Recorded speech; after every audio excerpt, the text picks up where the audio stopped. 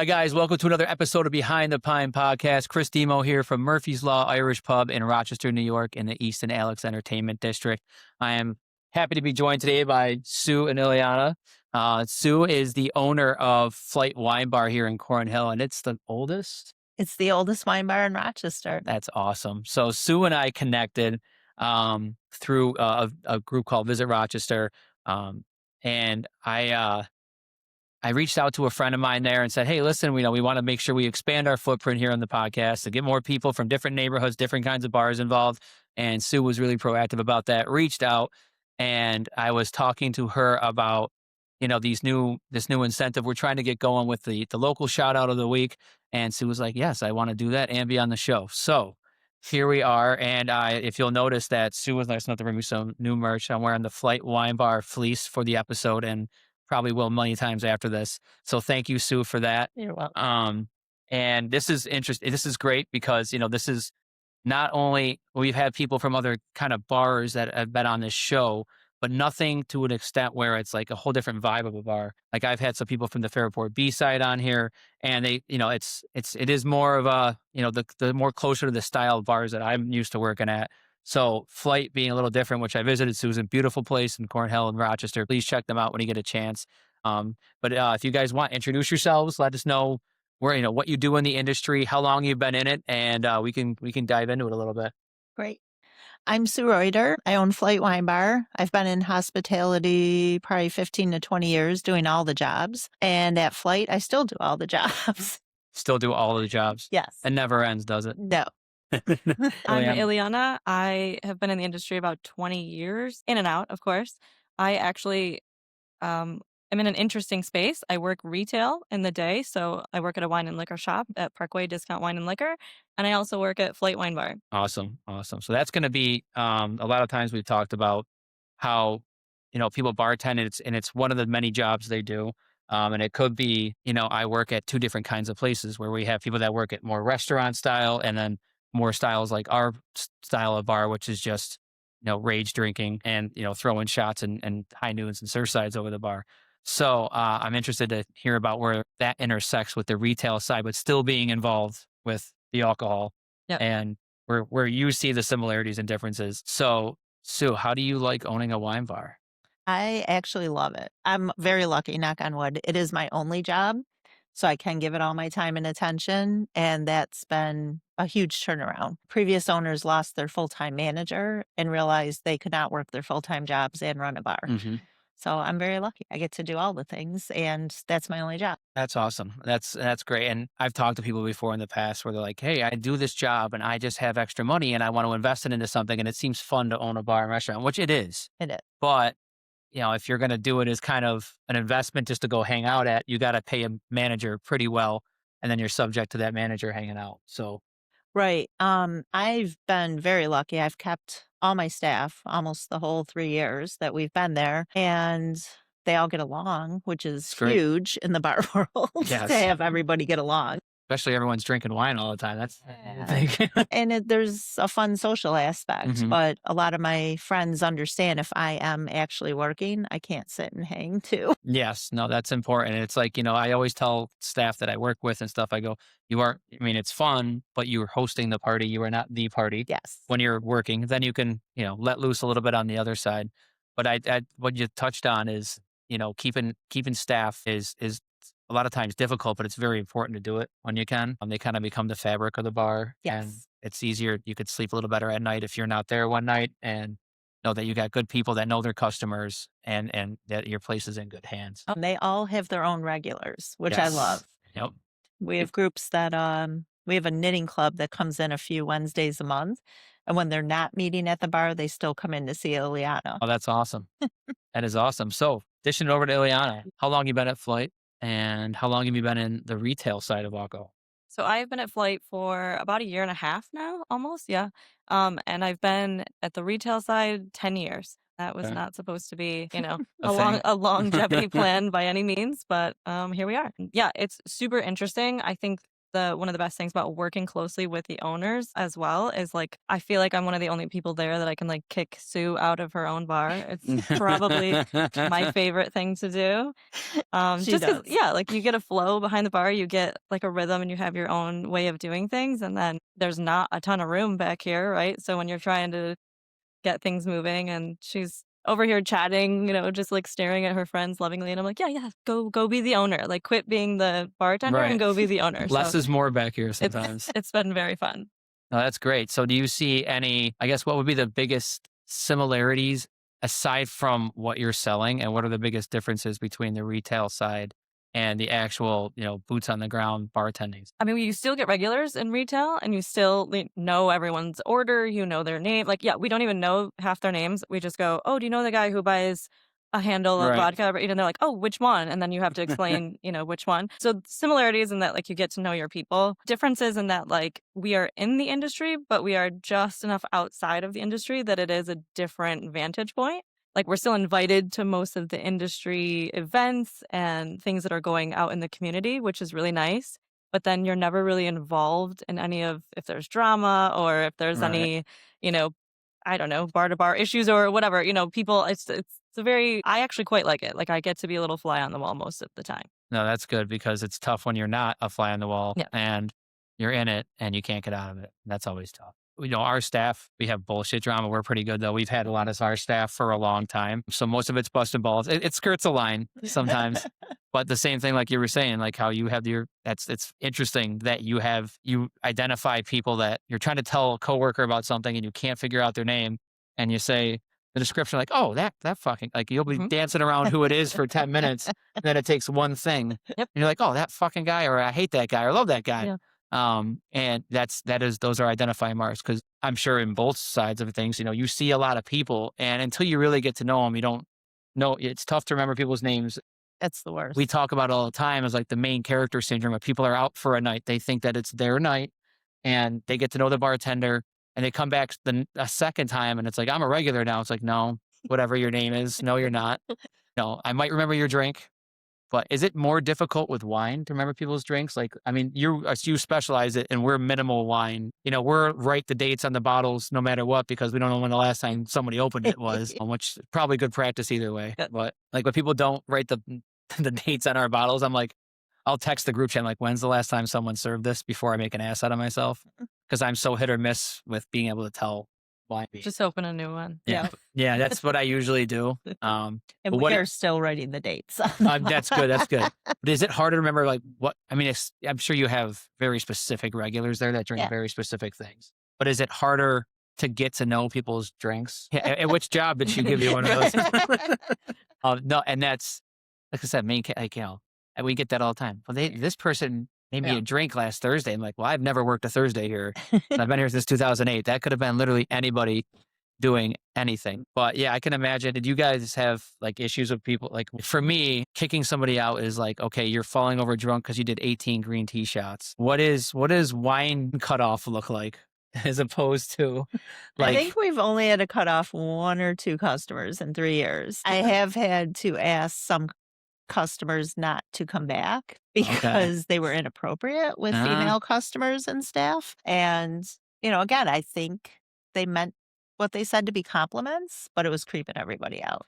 So we had to be like, I'm sorry. It is a different vibe too, because like Yeah. wine drunk, right, presents differently than Yes, it does. like smash a can on your forehead drunk, right? Mhm. So like I think these people think like being so charismatic or like I'm being this like everything person, and you're just watching them and you're like, you are just red face, like Yeah. slow motion person right now. Like it's not cute, it's not attractive. And like the things they say, or like they'll be more like ballsy or like, oh, I just have to tell you, right? This like machismo almost that like comes out of them, and you're like, what? Yeah. What is this? Like, why are you presenting this way all of a sudden? And I'm like, oh, it's because you're drinking red wine. It like gives you this like by default. you yeah. just I'm like, inherit- oh, it's very interesting. It's really really funny. That's funny because you got to probably imagine it's actually more embarrassing for you that you thought that you just inherited this cosmopolitan mentality by drinking red wine. And no, people drink red wine every day. I have to be careful with that. Like on the holidays, I'll drink a lot of wine. I've actually got into bourbon lately, which is, I don't know if I'm just going dad mode harder every day. That is pretty dead. Yeah. Like even it started after Halloween. Like we had a bunch of liquor at our house, which I don't drink at home usually. And, after Halloween, I was, out with the kids in the rain and the cold. God. And I'm like, I put on a hoodie, then I was manning the door. I'm like, you know what? It was a Friday night, Halloween. I'm like, I'm going to have a bourbon. Put my slippers on, I had a bourbon. I'm like, I don't know. Something just happened to me. Something just, something, I just passed the threshold That of is dad. genuine dad mode. Yeah, no, all I needed was a corncob pipe Well and I was in. I know wine drunk, like, 'cause we deal, like, this is the way I'm trying to like think about it. Cause Yeah. translating it to my experience, there's no way to translate it.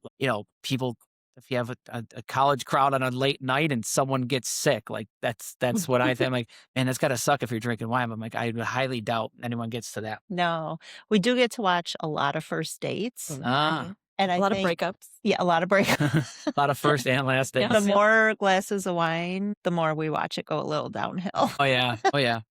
We see first dates all the time. There's a buddy of mine who's a regular, and if you saw a first date come in, because we get a lot of that because there's a lot of dinner places around us. So Okay. people are waiting for the reservation to drink before or drink after. And my buddy was notorious for being like first date and just. But also I've had to tell younger kids that are out with on a first date, they're waiting for dinner. This one kid was ripping shots. I'm like, pump the brakes. That's not going to be the same atmosphere when you go to this little restaurant and it's quiet. Yeah. And you're hammered, trying to not be hammered so much that you act more hammered. But yeah, I'm sure a wine place would be a lot of first dates. Honestly, it's really interesting because we get a lot of dates on like weeknights, right? Because it's usually a little quieter, like there's not much going on.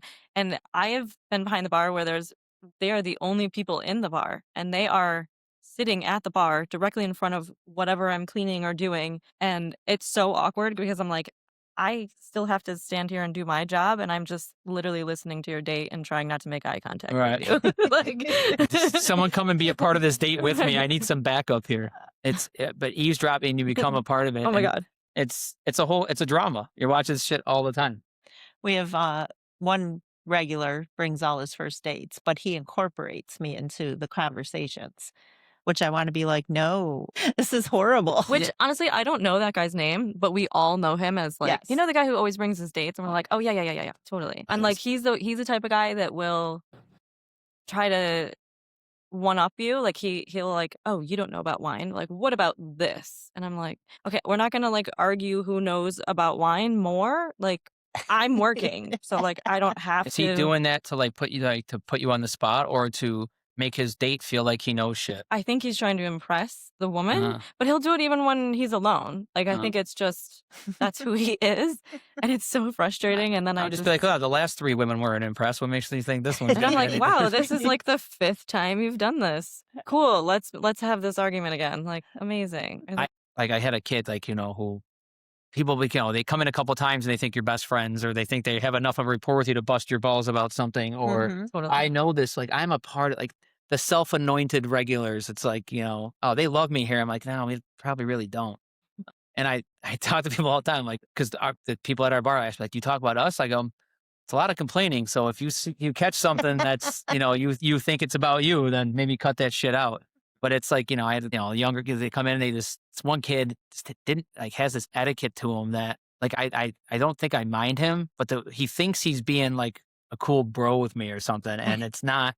Maybe it's an age gap. I don't fucking know. But I'm like, dude, like we don't know each other that well. Like I'm just gonna be nice because I'm taking your money. But other than that, like no, like I know you come. Like, oh, I'm here all the time. Like, yeah, I know. I have to be here. You Right. choose to be here. My shift started. That's why I'm here. You guys see you guys at Cornhill's kind of the same, where it's like you got different places around you. Do you guys see people bouncing around? And, Oh, definitely. We're really good friends with the restaurants in our plaza oh yeah, because our food menu is more small plates and picky and desserts, where if you come in and you want a burger or a steak, I can show you someone else's menu. that's awesome. But then they will also, in return, if they're full, they'll be like, "Oh, I have a glass of wine at flight. We'll text you when we're ready." Oh, that's Yeah. so Yeah. great. Like I've come across like owners over the years, and they're like, they want to be the only gig in town. I'm like, that's not good for anybody. You want density of people and businesses around, and Yeah. everyone kind of complements each other, and to support each other is huge too. Everyone's like, oh yeah, sorry, I'm going to go over to this place. I'm like, no, that's awesome. They're great over there. And if you have that kind of mentality, I think it makes the whole neighborhood more welcoming, and people want to come hang out more often. Anyways, you guys have, and that's crazy that flight's the oldest wine bar, and I've never been there until I met with you. And I was like, I brought a bottle of wine home actually. You told me about it, Yep. and it was delicious. We But now I told my wife as soon as I got home, I'm like, next time we do a wine night, that's where we're going. I do find it interesting the amount of people who say they've never been to Flight, and they're like, I get this asked all the time, "How long have you been here?" And I'm like, "This bar has been here 14 years." And everyone's like, 14, 14. I'm like, "This plaza, like we're in a plaza. There's multiple businesses." I mean, even last week we were buying veggies off of them because we ran out of Yeah. something. So we're Always be like, there to support your neighbor. hey, that's right. But that's, one of the best things about having neighbors is Yeah. like, let me just go ask them. No, you got to So be don't good go to your run to the neighbors. store. Well, and the week before they needed ones and they bought ones. Oh, yeah. Oh, yeah. See? We had a buddy next to us that his ice machine was always fucking up, and he would just come over with a black bag. I'm like, "Yep." He goes, "Yep." Same. We don't even have ice. Yeah. So, So, yeah. yes, when we need ice, we go next door. No, and we have we had a power outage in the area, and there was a restaurant across the street that was closed for the night, and we called him and said, "Hey, you might want to get over here." And so we stopped all his food from going bad. And that's the kind of stuff that, Yeah. because you get it. If shit were to hit the fan, you'd help out somebody else or vice versa, because there's always shit happening in the industry. Like, you don't, every night's just a crapshoot for us. So it's like, let's hope nothing goes wrong, but anything could go wrong at any time. What you were saying though, like, I've never been here before, and I think your work there in any bar you're working at kind of becomes your world, and you see all these people come and go, and you're like, everybody's been here. Like, I've seen everybody here. Like Magpie, we've been there since 2008, and I've seen generations of people make it their spot, and now I'm the old guy, and I'm like, and then people come in like, I've lived here my whole life, never been here. I'm like, fucking What? how? Yeah. Literally everybody in the world has been here before. How have you not been here? But it's just, I think it speaks to how your bar does become such a big part of your life, and it becomes a focal point and kind of a lens you see things through. But, there's also a lot of people that we wish never walked into the bar too. So there's the other side of that. We've also branched into a lot of new events and Mhm. fundraising events. So that brings a whole new crowd in. That's Every great. time we do that, we do big fundraisers and donate 20% of the sales back to the charity. Oh, that's great. And each charity just brings 20 to 15 people who never knew Flight Wine Bar was there. That's a great way to recapture, because people Yeah. that's what goes into the industry. From the second they walk in the door, that's a potential new customer. Yeah. Every single time. They have a good time. You take good care of them, because we're in the hosting business. We host, we serve, we take care of people. And it is obviously it is financially driven, but it's not just it. It's just this, I think we're a certain brand of people that enjoy when someone walks out the door and they're like, I had a nice time. The bartender was great. The vibe was great. And, even to this day, it's tough for me to work the 2 a.m. shifts, but even when someone walks out like, dude, you were fucking awesome tonight, I'm like, you feel good. A little pat on the back. Then I'm like, all right, thank you, and get the fuck out. I want to go home. I'm really tired. But that's great. And events are awesome. And we do a lot of events here at Murphy's. It's such a great way to, I feel, get the best out of the staff, the best out of the bar when you're doing stuff charitable, especially. Everyone's kind of on that same page. And I think it just speaks to the service that we really provide to people. Definitely. So we always do gift cards too. Even people call us like, hey, we have a charity, want to donate? Always. It's always. That's awesome. No, it's great. And you guys, we talked about this before you started. Lucky people get to close at 10 p.m. Yes, we do. That's before we even get busy. I know. How is that? So what are your hours like there typically? Monday through Thursday, 4 to 9. Friday, 4 to 10. Saturday, noon to 10. We do live jazz 6:30 to 8:30 every Friday and Saturday. And a lot of people ask me why I did it early. And I said, because I don't want to be here till midnight. 10 o'clock, it's a dream. It's a different crowd after 10. And they don't want wine. They want shots. Yeah, yeah. Right.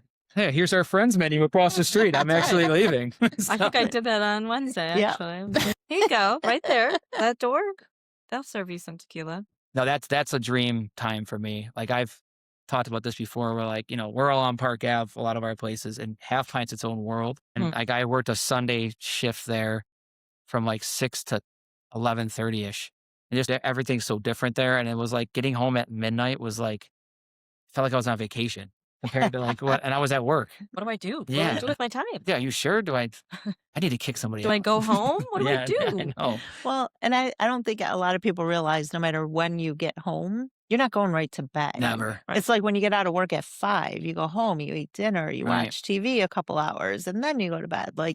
no matter what time we're all done with work, we're still up a couple more. It's like a weird post-work adrenaline, Yeah. and, like, I'd be exhausted, like, I can't wait to get out of here, but then I think I just get so excited to get out, I'm driving home like, "Ah, yes, I get to be home and do nothing," and then I get home and it's everything I thought it would be, till one of the kids wakes up. Totally. Yeah, I'm a parent too, so I fully get that, and it's so interesting too, like, I think on one of the previous episodes, I heard someone talking about, like, balancing their 2 worlds, right? So, like, I have a life coaching business, so, like, I'm in the, like, wellness and health, and then I'm in the, like, the trenches and of the bar, and Right. it's so different, but I'm like, "This is the only way I can balance the 2 sides of my personality." Like, you know, the service of, like, raging and still being in the industry and partying, and then, "Oh, I have to go home and meditate before I go to bed." Yeah. I think that's probably good for you, though. Yeah. It's not easy, and you balance these different dynamics, but it's almost the same as, like, how I've always told people that I I like living in this climate because the 4 seasons kind of balances me out, where it's not the Mhm. same thing, and I think work-wise, it's the same kinda thing, and parenting on top of that, you have the retail side, and then the bar, and then the kids, and the life coaching, and you gotta have a little bit of balance on things, and for me, I'm on the phone all day for my day job, talking to people, and I think bartending is what made me okay at that job, Mhm. is I could just talk to people. That at the same time, I do get socially drained on a day where I'm working all day, then it's tough when you're always hosting, you're always taking care of something, sometimes it's just a glass of bourbon and slippers after a Halloween night. I think for me and Ileana, we both veg in the morning, and we share reels back and forth with each other all morning long. And 2 of her worlds are gonna collide in December because Mhm. she's hosting one of her life coaching events at Flight Wine Bar. Oh, awesome. Everyone make sure you check that out. And you have a podcast too, you And I said. have a podcast. Yes, it's See? called Who's the Baby? It's all about all the shit that no one talks about when you become a parent and you have to reparent yourself, and there's a screaming toddler on the floor, and it's a shit show. Well, at least it's authentic. Yeah, I mean, that's really how it is. that's And the whole shtick. so, yeah, Authenticity. make sure you check out that too. I can already have an idea of what that's about. That's why these shows are always great because it's like, okay, I'm not the only one going through all this shit and thinking all these things, and I'm just human, nothing more, nothing less. That's just what it is. But the morning thing, like I used to tell people like all the time, like my buddies at the bar, I'd be like, oh, I woke up early today. I woke up at 9. Nine's not early. I got up at 5:30 or 6, went to the gym. I'm like, yeah, but you went to bed at 10. Just it's a sliding scale for us. Mhm. Our hours are just different. If you went to bed at 2 and you had to be up at 5:30, well, that's your fucking fault. My work doesn't start till you're done with your job. Someone's got to be up at night taking care of all the crazy people in the world. It is an interesting, yeah, like lifestyle choice, right? Being in the service industry. Yeah, you definitely have to be a certain kind of person. And I feel like we are the talkers, right? We are like the people, the expressive personalities that are used to being on, right? And being performative. And I think it's actually really interesting. Like you said, you're 38, right? Mhm. Like similar. And then like we are like the old people of the industry now. And it is really interesting, like growing up in this world and seeing like all the changes and like who's going out, who's drinking what, like all the different like trends, right, that ebb and flow. It's just been like such an interesting journey. And this was not at all my life's plan. Like zero bit of it for me. It's a strange addiction to have, and Yeah, but you do see the generations come through, and honestly, like as much as it exhausts me, it kind of keeps me young to a certain degree I because agree. Mhm. 100%. because you're always in the action somehow. We have a younger crowd at night at the place I work at Magpie, and I kind of see fashion trends and social trends and all these other things. And some of them are like, because I'm an old fuck now, I'm just like, God, that is unbelievable. Like your parents must be really miserable. And then other times it's like, oh, there's still some of that around. All right, we can kind of vibe a little bit. Yeah. And I tell people this all the time that with all the phones, social media, and all these other things, it's still nice to be a part of a place where people gather to talk, Yeah. and you see the real, the human connection that I think we all need. People are obviously they're on their phones. I see dates sometimes where I'm like, oh, they're on their phones a lot. That's not going well. Looking at them then they look over like, oh, I'm just washing this glass. Don't worry about me, but I'm involved. We try to help out too sometimes on dates. Like, hey, Mhm. Oh, yeah. but I tell people always go to a place for your first date where there is a bartender in case it's not going well. You do have a buffer. Yeah. Right. Sitting at a table awkwardly for an hour and a half, 2 hours is a lot harder. You could go to a place that serves food. You could sit at the bar And at least you got the bartender as a buffer if you're stalling out or doing something. Oh yeah. We're there to help. We'll throw the assist up every single time we can. Oh yeah, we have like the nonverbal cues, right? So Mhm. Sue has her little thing where, like, if I need to get out of a conversation, she'll do this like secret little thing, and then I have to go over and be like, "Oh, Sue, I need your help with something. Oh my god!" Yeah, like I always use the caca. Somebody needs me. Just Yeah. holler. I love Yeah. someone could walk in and we both look at each other and we're like, no, Oh no. this isn't going to work. I tell you, don't be that guy. You don't want to be the guy that walks in and everyone's like, fuck this person. But I also said, make sure you're not that bartender either, where your friends can be like, oh, I hate this bartender. So it's a two-way street. So we got to make sure we keep our own. So yesterday we shot with David Gunning, actor, author, longtime bartender. He's down in Florida now. I was showing you guys this before the show, and we're going to start incorporating this into the show. And this is David Gunning's new book series. He's got volume 1 and 2 out, and it is the Bartender's Guide to Douchebag Customers. And it couldn't be any more on point with what we talk about here. It's like the book version of it. And he's under the pen name 20%, the 20% in Spanish. And he said he hides little Easter eggs like that in there. So it's got 20 characters per book. And today we're going to be talking about the stalker. So I don't know if you guys have ever had anyone like this. So the stalker has a douche-meter of 9 out of 10. And his preferred drinks are domestic light beer and an energy drink. With blackened eyes like a great white shark. This douchebag is creepy as fuck. So yeah, and his opening dialogue would be none. He simply mutters the name of his drink. The bartender's appropriate response should be, bro, are you okay? I know you guys see a lot of first dates. You got the one guy that brings in a lot of people. But do you guys have any like creeps that hang out there? Oh yeah, I mean we are in Cornhill after all, so yes, of course we get some creeps. I feel like we get the creeps that are trying to be on their best behavior or like are trying to blend in, and that like makes it almost more creepy. Um Yeah, or like the people who will come in and they'll be like, "Oh, yeah, you guys have wine here?" Meanwhile, we are like wall to It's a wall ceiling of wine. wine, and I'm like, "Yeah, here you go. Do you want a menu?" And they're like, "No, no, no, I don't need a menu. I don't need a menu."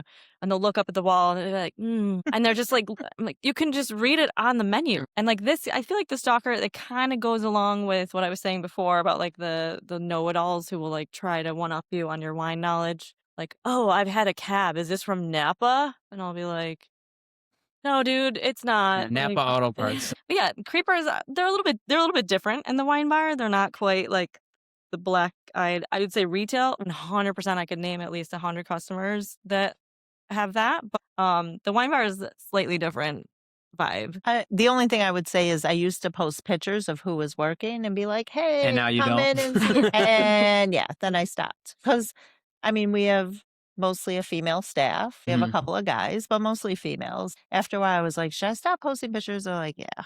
I mean, Yeah. I asked first before I Yeah. posted them, but Well, yeah, like most weeknights where Yeah. it's an open to close shift. Like it's your night and that Yeah. you're there alone. I mean, Sue has been wonderful about like trust your intuition. That's like her main Right, thing. And like Trust and if your something gut. is off, like just Especially in the people industry, if you're Yeah. your spidey senses That's start right. tingling behind the bar, you definitely listen to those. right. Because we have, we have a mix of girls and guys at night. But we tend, weekday shifts, if it was, a girl working by herself, it's tend to be more of a day shift, unless, they have a bouncer on, or we've talked about this, our regulars rally around people. Mhm. So if there's a situation, we'll have all of our regulars from one bar flood to another bar, or the Oh. staff is usually off drinking on their night off.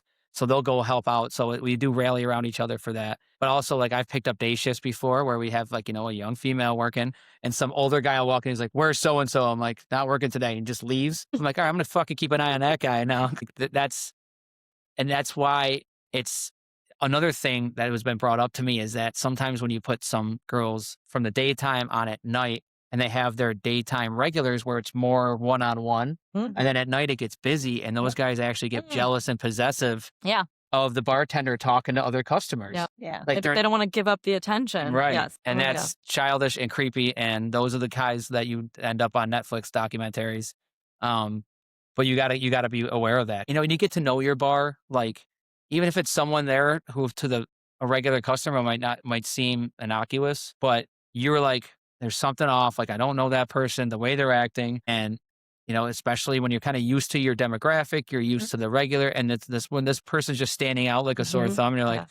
all right. And it's us later. We have a lot of young kids, not kids, but college age kids out at night. And you got the one guy that starts showing up 3 weeks in a row by himself. Yeah. drinking one beer, but he's there for 3 hours. Yeah. I'm like, what are you hunting right now? Like, what are you doing? And we keep an eye on them, and we'll let our bouncers know, like, just keep an eye, because my now wife, when she lived out here and we were seeing each other, she was always very confident, like, I don't care. Like, I'm aware of my senses, but I was bartending and this guy was creepy. And I said something, I'm like, this guy's kind of creepy. And then she closed out and went home and he did too. And then she said that he followed, like, his Oh car, like, god. was in front of her house. And I left the bar. I just left the bar unattended, Yep. flew down the street. Mhm. And I was like, when you got those feelings, you got your Yep. spidey senses go off. Be careful. So stalkers, you might think you're fucking hiding in plain sight. You are not. We know what's going on. Mm. We know what you're doing. And yeah, it's not being on a public place like that and trying to hide your creepiness. Like you said, when you're trying to hide it, Yeah. it actually is. Sticks out like It a sore thumb. sticks. It sticks right out. It is Because so funny though, right? Like I would say, like, again, coming back to the people behind the bar, right? Like you do develop these senses that I would say are like heightened, right? So the right. sense of intuition, the sense of like environmental cues and Mhm. even like everything that's happening, right? And yeah, it sticks out so much when there's one person that is just not following Yeah, any type of they're on a norm. different wavelength. Yeah. And you're like, what's happening over there? Yeah. And that's the thing. No matter how busy you are, whatever. Like once you've kind of identified something like that, Hmm. you're targeted on it. And people might not think you're going about your business. We've talked about how you could sense a fight's going to happen. Like this guy's going to be a problem, or this guy's going to do Yep. this, or this girl's going to do that. You keep an eye on it and try not to make it a bigger issue. But you got to be proactive instead of reactive. Because you don't also want to be, well, it's too late now because something did happen. But Well, we pick up on all that stuff. we're very lucky too being in our complex because we have apartments all around us, and we have one of the tenants who checks in on us at least once or twice a night Hmm. to see if we're okay. It's a very muscular guy who walks. And he's in our cell phone now. If anyone needs help, they can call him. And one night my daughter was working and she was a little creeped out to walk to her car. And I called one of the owners of the other restaurants and he goes, I'm already outside. I'm already at your front door. I got it. That's awesome. See, you got to support each other. We talked about how, our work schedule is just shifted down. Mm. And most of the bad stuff happens when the sun goes down. Right. And we're out there when the sun goes down, sometimes when it comes up too. And on top of that, you're in these areas where there's bars, restaurants. And if someone was looking for any trouble at 2 o'clock in the morning, the most dense part of the city is going to be where there's bars and restaurants. Mhm. People do target them. I have my head on a swivel when I walk to my car and we're in a good neighborhood and all these other things, but you never know. It only takes once. We've had people that have approached me after we closed because I kicked them out or did something. Oh Like, I no. don't give a fuck, man. Mostly it's not like coming after me. It's like, oh, what the fuck was that all about? I'm like, dude, just come back tomorrow. Try Back try tomorrow. again. Try Yeah. again. Tomorrow. Don't be dumb. Another shot. I give people the benefit of the doubt. One time, people have a bad night. There's actually I woke up to the text from one of our tenants that lives in our duplex out here that someone broke into the house. The door was kicked in and all this other stuff. And then they got the police report. It was a regular of mine. And he had just thought he was at his apartment and broke into the house and he was just sitting on the couch. You thought it was his apartment? Yeah, he was next door. And I didn't see him for a while. And I said something. I go, yeah. He goes, dude, I'm so sorry. I go, you had a bad night. You're always cool here. Yeah. People do have a bad night. But I tell people it's the 2-strike rule. Once is a bad night. Twice it's a habit. Yeah. And it's going to keep happening. So, Mm. and there's been people that I personally I get along with. But once they start drinking and everything, I mean, Yep. for the business's sake and everyone else's safety, you're just like, dude, I can't have this. This is going to happen all the time. Like I'm the asshole. You're the one doing it. It doesn't do me any good to have one less person spending money in the bar. So Right. obviously there's a reason for it. But it's good to have good neighbors and friends Yeah. because you do become a part of the community when you're established and out there, and especially with a female staff. That's really important. I was also thinking when you have to kick somebody out, you're also taking care of the other customers because Yes. no one wanted to be around that person. No, and it's just like you always feel that collective sigh of relief. Yeah. Like, Yeah. oh, okay, that guy's gone. We can have our night back to normal again. Yeah, we've had people like clap. Yeah. Thank Like the people that clap when the Yeah. airplane lands. Yeah. Go back to your regularly scheduled programming. I'm having a good time. Yep. But safety is a big thing we talk about all the time because people do have the misconception that these places are just free for all playgrounds where you can just come and do whatever because you sell alcohol. Mhm. Then there's no rules. I'm like, actually, when you sell alcohol, there's quite a few more So rules. many rules. Listen, if you ever talk to anyone in the state, they'll tell you that it's not easy to hold, maintain, and manage a liquor license or a beer and wine license, whatever it might be. Um, How's that go for is it like the same level of liability like a liquor store kind of thing, or is it I actually think it's much higher for the retail. really? Like, yeah, there's so many laws and then sub-laws and subtext, and it's absolutely insane. Like, we are reading it probably once a month, and things change, and then they don't send anything out to anyone. You're just supposed to know when things change. So we have to check it regularly, especially post-COVID. During COVID, excuse me, everything kind of went gray, right? It was like Yeah. these black and white rules are out the window. Even since then, we've had at the bar too, like, you can now take home an open bottle as long as it's packaged appropriately. That was never a thing before. So there's, like, certain little things that they don't, like, advertise, that Oh, have yeah. changed, but there are differences that you need to read through and be like, "Oh, yeah." Are you telling me that the government would like to see you slip up so they can fine you money? That'd be I mean, what a conspiracy that is. There's just everything. You got health departments coming in, you yeah, got the liquor authority, you have just about everything, all the licenses you got to hold, serve serve safes, safe. everything else. And that's why, people tell me, come on. I'm like, no, it doesn't do me. I don't not want your money in business. And I just like my money in business. I don't I don't know what else I to have, tell you. more respect for that than I do for this interaction, Yes, right? yes, yes.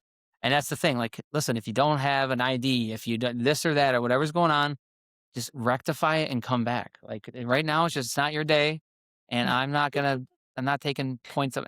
That's another thing with the bars. People like we kick people out. We do as much as we can if there's an issue, but also if it turns into a bigger issue on the street, the city writes us nuisance points. Right? So Wow. that's another thing. They're like, oh well, it came from your bar. I'm like, well, on the street, that we took it off of our premises, but they still we get blamed for a lot of shit too, and it's Yeah, I I, forgot about that. Like, yeah. yeah, like, how is that for you? Like, that must be weird for you guys, right? Oh, yeah. Like, we do everything we can, like, especially on big nights, we wand at certain places and do things because we wanna, obviously, like you said, Yeah. protect other people at the bar, and if you get upset about being ID'd or get upset about being wanded or something like that, then you're hiding something, Mhm. So, we've actually had a guy here years ago, didn't wanna get wanded, didn't have an ID, was 19, didn't wanna be wanded, and, our bouncer alerted a police officer in the area, he goes, "These guys were acting funny," and he went over to say something, and the kid ran, he had 2 guns on him. Wow. So, you think about Yeah. that I think a lot of people that don't hang out at the bars think we're just strictly problematic. Like, "Oh, that's where degenerates go hang out." First of all, find some friends and go to a bar, then Yeah. maybe you'll think differently. A lot of Yes. life happens at a bar. Yes, and but we do take, as much as we're about good times and Yeah. there's other things, we take our staff safety and our customers and the community's safety very seriously. Yes. We wanna make sure that everyone gets home, makes some money, has some fun, and goes home safe. So that is that's a big thing. How many days a week are you at the liquor store? I'm there 3 days a week right now. Okay. So, yeah, it started 10 years ago with 1 shift, and it's been anywhere from 1 shift to full-time to now 3 days a week for the past 10 years. Just like bartending, you never Yeah. know what's gonna happen. Yeah. Do you have a favorite night at your bar, at your wine bar? Or do they all kinda have, I like, their know. I'm own like, yeah. Well, I typically work Monday and Tuesdays because those are usually the slower nights. So all of the staff have day jobs. I don't Mhm, want them to come in and sit there for 4 hours and work a mhm. slow night. Wednesdays we Good do owner half here, Sue, off. you're a good owner. It's also, again, my only job. Right.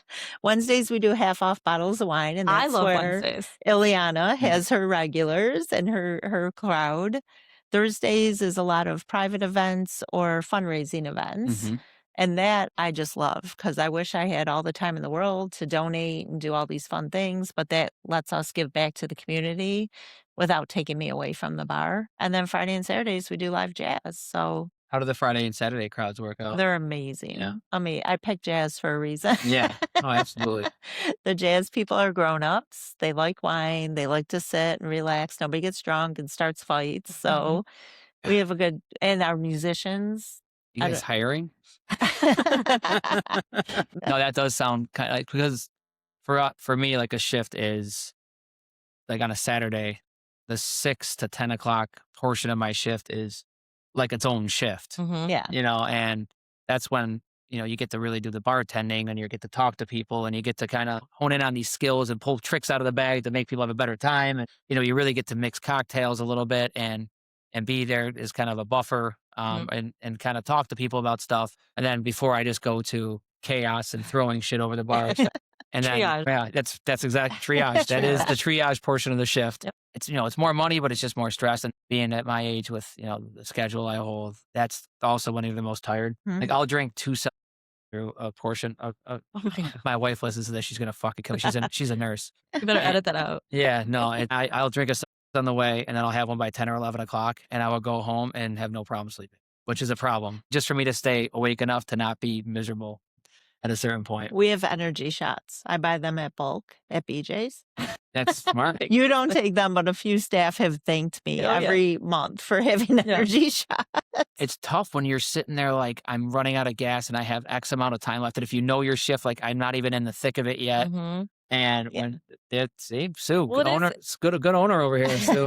She provides everything. It's so great. You should see the bathroom. There's a curling iron. There's deodorant. There's all kinds of stuff she's got in there. But to your point, like our dynamic is so interesting in that, like you will be dead at the bar. Like there'll be spurts of like no one coming in, and then all of a sudden, like the music will start, and we'll have like 6:30, 10 reservations all at the same time, and it's like all of a sudden you go from having not one person in the bar to having no seats available, and we're like trying our best not to turn people away. Right. So like the spurt of having to be on is shorter, I would say, but it's definitely like high volume, high chaos because everyone is coming at the exact same time.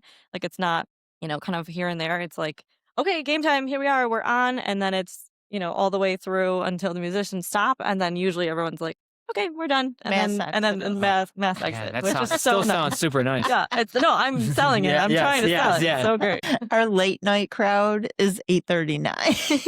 Oh, that sounds amazing. Because even when my wife and I have like a chance to go out, we're like, yeah, her mom's coming to town. We're gonna go out to dinner Friday, and then like by 3:30 on Friday, I'm like, do we really want to go out to dinner?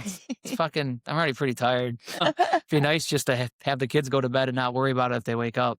That's the fun. But they like for like Magpie where I work, it's like I sometimes come in the summer, especially like 6 o'clock can be really busy, and then it dies down where like the day drinkers are leaving, and then the night's starting to come in. So then you're downshifting, and then you get and it's a small bar, so it packs in quick real for a while. Then you're up shit, and then it slows down. You're like, oh, I still have another. Now I'm downshifting again, and now I'm ready for bed, and I made some money, and then I still got to do one more of the worst last 2 hours, like midnight to 2. Yeah. Like all the kids that drank as much as they could before they came out, coming in to not. And then it's just volume and hoping that you churn out enough of stuff. But you can complain all you want, but in the end, I wouldn't do it if I didn't have love for it. It's the gift that keeps on giving, I guess. We're strange birds over here. Well, we get to meet a lot of fun people though. Yeah. I mean, even though there's that, one out of 10 negative person, 9 out of 10 are great. And we're lucky because we're in a neighborhood. So it's a lot of regulars, a lot of neighbors from across street, a lot of neighbors that are in the complex with us. Yeah. Yeah. And I will say Cornhill as a community Yeah. is wonderful. Like I don't know that I would want to be in a different neighborhood for that scene, to be honest. No, it's good. And it's good to feel that about where you work. Like I love working on Park Ave. I've always been on Park Ave. I've always liked Cornhill. I used to hang out at Tony D's all the time. Like Sue was saying, and I tell people this all the time. I go, it's easy for us to vent about the negative stuff, but it's not everybody. That's just the stuff that sticks out. Right. But it's, the people are one of the big things that make it, it's a whole formula. It's the staff, it's the bar, it's the people, it's the neighbors, it's all those things. Yep. And you can meet some great people. We've had engagements, we've had, proposals, we've had all that stuff. One of our buddies, just did a engagement photo shoot at Half Pint. Oh. We do a lot of those. So a lot of people meet there. My barber met his now wife at one of our old bars, Public House, and he pulled up a stool for her at the bar. That's how they met. And when we closed down, I actually got him I got him a stool, and he brought it home to his wife, and she goes, I know exactly what that is. Oh. So you do have a lot of great stuff. I think we do, as much as we love it, we get a little tainted over the years. And I don't think anyone listens to us too. I think that's the point of the podcast. It's like, listen, we do love a lot of you guys, but man, you come in to bitch to us. We never get to bitch to you about anything. So this is kind of our microphone to do that. I mean, just going off what you just said made me remember, like we've had so many great events. We've had proposals, we've had weddings, gender reveal parties, baby showers, like that people pick us for those great important events in their life means a Mhm. lot.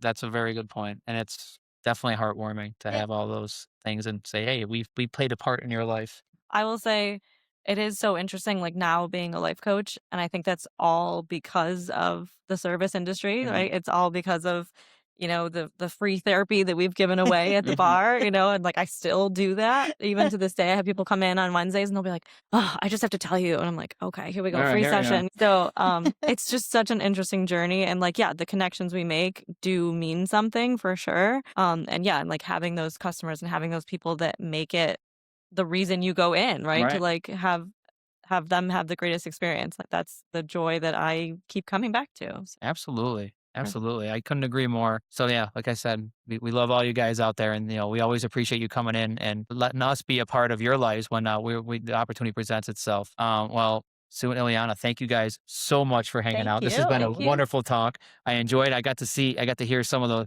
wonderful things about my next job, which has been so great. And guys, please make sure to go visit Sue and Ileana over at Flight Wine Bar in Cornhill. Guest today, but our local shout out of the show. Please make sure you go visit them. It's beautiful in there. I met Sue over there. You won't be disappointed. And again, please tune in, like, subscribe, share everything you can. We do appreciate you here at Behind the Pine Podcast, and we'll see you on the next episode. Cheers.